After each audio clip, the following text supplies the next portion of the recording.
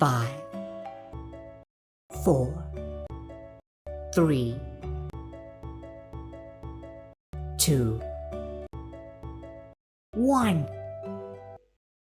Mr. Deputy Chairman, Sir,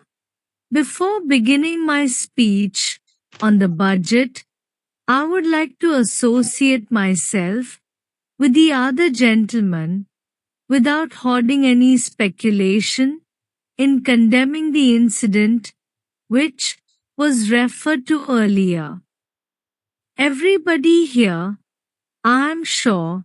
will join with me that political violence is not the thing to be thought of, and it is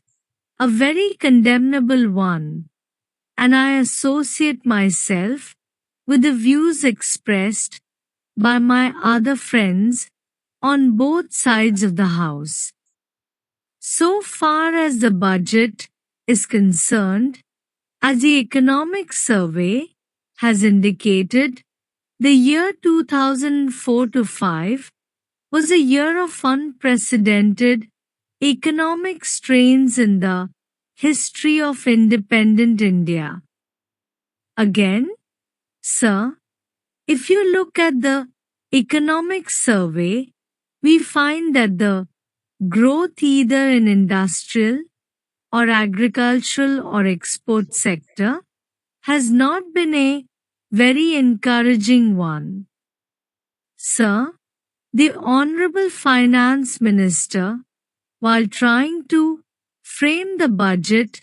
had to consider the economic crisis faced by the country and had to grapple with many conflicts in framing the budget. I should like to say here, to a considerable extent, he has made a commendable effort in order to see that some incentives will be provided both for industrial as well as agricultural growth, which has been rather stagnant for years in this country. Sir, the problems of inflation, economic stagnation, and mounting unemployment, and almost a halt in the industrial and agricultural growth have been facing the country for the last several years, and these have to be broken, but I wonder whether the proper way to tackle these serious problems is to follow the same old path of increasing indirect taxation and budgetary deficit.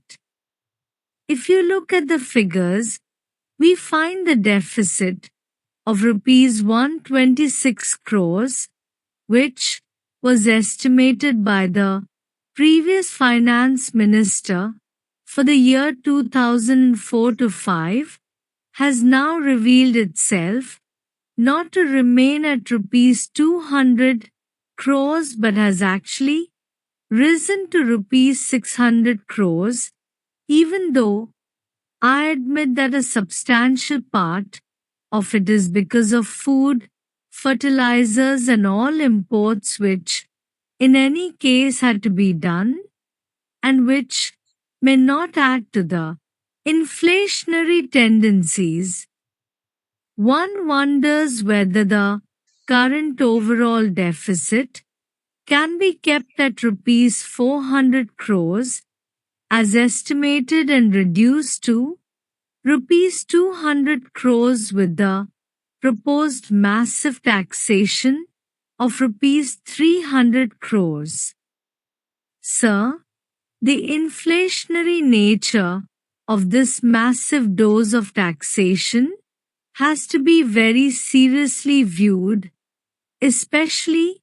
in view of the second dose of impost with which the finance minister had to come out in the middle of the last year, which amounted to nearly rupees 100 crores. Again, the impost of the previous finance minister for resource raising on top of the previous one which gathered nearly rupees 800 crores to rupees 1000 crores by way of central taxes, railway taxes, posts and telegraphs levies, and also taking into consideration the many deficit budgets of the different states, I am sure will result in backbreaking burden for the people. Sir, the imposed on consumer items has added a further burden on the common man. The only justification which I can see for the additional taxation will be found in the hope of raising the plan outlay by about 23% to rupees 6,000 crores, and it is a welcome feature, particularly so when the outlay is substantially for agricultural and energy resources, and I commend that effort of the Honorable Finance Minister. Sir, we find that agriculture and the energy resources have been stagnating for a couple of years, and the investment there has not been a considerable one.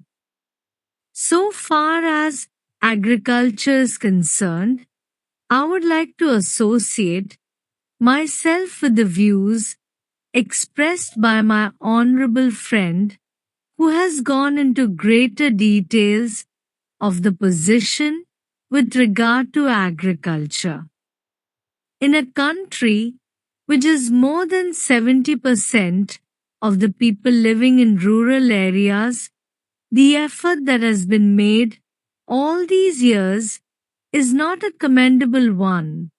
and if you compare it with the development in the urban areas,